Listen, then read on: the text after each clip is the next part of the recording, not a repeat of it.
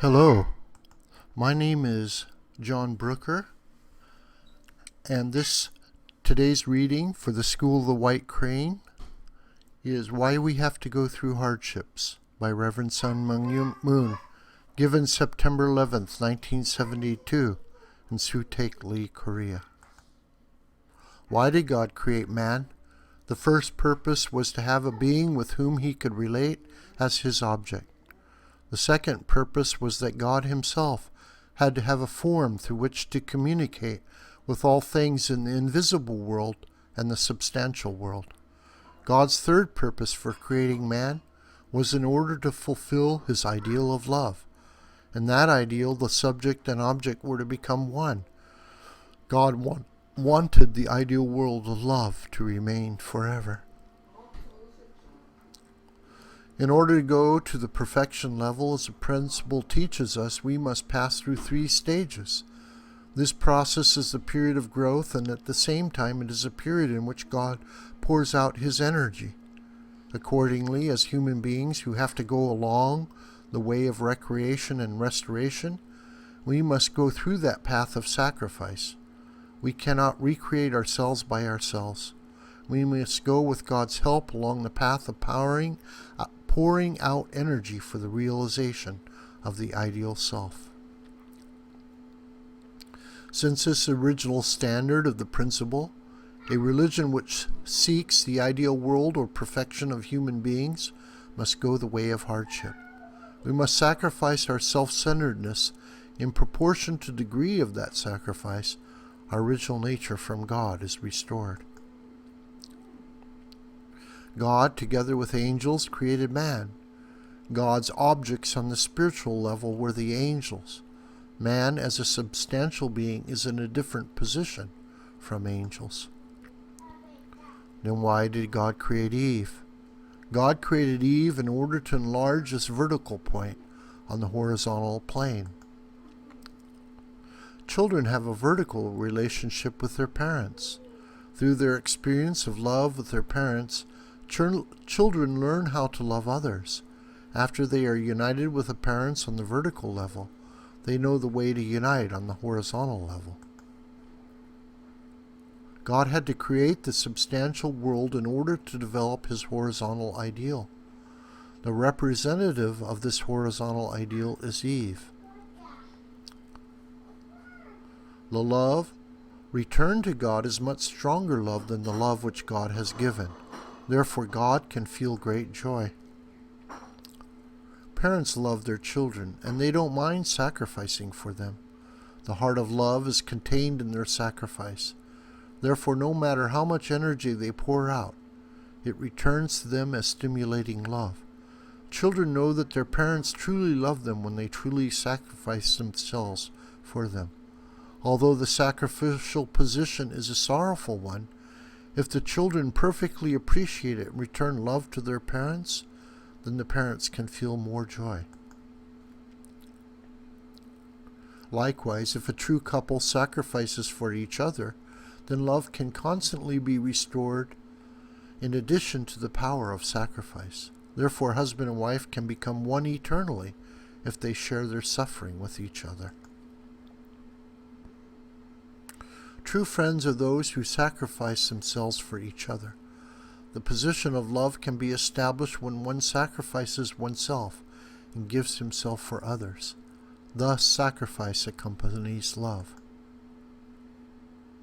If someone truly desires love, he should stand in the same position as God and give everything until the perfection of his object of love, as God does.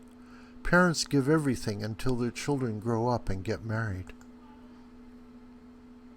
They have to sacrifice everything and give everything until their children understand the sphere of parental heart. If the children appreciate it and give filial piety to their parents, then the parents feel joy, forgetting all of their sacrifice. This is the way of love. From the principle in God's point of view, it is absolutely impossible for us to reach the perfection level unless we go through sacrifice. It is a way of restoration to work and recreate the ideal self so that one can reach God's standard. To follow in the path of absolute faith and obedience, we must go hopefully and joyfully. This is a way of recreation, and therefore it is a way of hope. We cannot go this way crying and weeping with despair. How long can you continue to sacrifice with a heart of love? This is what determines whether you have victory or defeat. However, if God is our true parent, does he rejoice or feel sorrow when his children have to suffer? Even the parent-child relationship of this fallen world, no parents want to cause suffering for their children. Then why does God make man walk this path of hardship? God's situation has been most painful as he has had to lead this dispensation. If we can understand God's situation, we can feel how miserable he is. No matter how much hardship we may have to go through, it is only our lifetime. Our life on the earth is within 1 century. Therefore, it is a way of filial piety and loyalty to offer daily encouragement to God. Those who complain selfishly at this point are cosmically unforgiven and unfortunate. People do not realize how miserable are God and the angelic world, who have to do recreation and go the purpose of restoration. The longer the delay of perfection, the more God must stand in his unspeakably miserable position. Fallen men have the miserable destiny to carry the cosmic debt, yet cannot find the way to repay it. It is unthinkable, even in a dream, that we should raise our faces to God in complaint. We who understand the misery of God's position must show filial piety to the parent. When one tries to alleviate the suffering of his parents, he becomes a man of the greatest filial piety. Who is able? It is Abel who can restore God's object of love to God by going through the way of hardships. Thus he must subjugate Cain by the heart of love. On the horizontal level, Abel stands in a position of God. Just as God loves fallen man, Abel must have the heart of love towards Cain and restore him at the risk of his own life. The way of Abel is a way of sacrifice. In that way, God's love can be actualized on the earth. Everyone bows his head to the one who offered his life.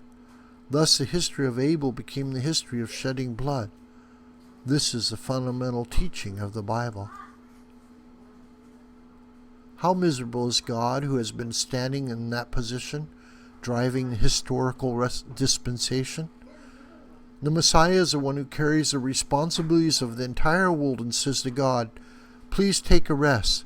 Give me the whole cross, the way of all indemnity." If God is suffering in the spirit world or in the earthly world, then the Messiah has a sense of mission to shoulder all the sufferings of God. Therefore, even though the Messiah suffers, he doesn't even think of it as suffering. This is where the essence of religion lies. If one does not know this essence, it is really hard to follow a religious way. Perfect recreation becomes possible through perfect denial. Therefore, don't complain in the life of faith.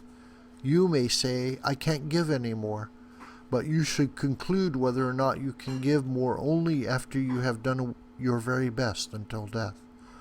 To complain is essentially to accuse God, but man has to repay God. So we human beings must absolutely not complain or say such things to God. My life up until now has been like that. I could never become a man to complain, even though I were put in prison and tortured to the point of vomiting blood. Even if the entire world opposed us, we can be grateful if we know that our relationship with the satanic sphere is being cut. It is natural that we receive opposition as long as the sphere of resentment exists. Don't complain. Be grateful and let us go our way in silence. Don't complain. Be grateful and let us go our way in silence. Don't complain.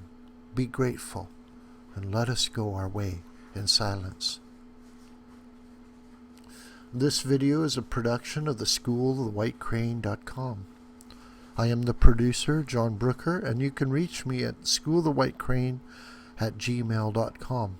This video will be shown on our website and also at True Family Values TV. Thank you very much.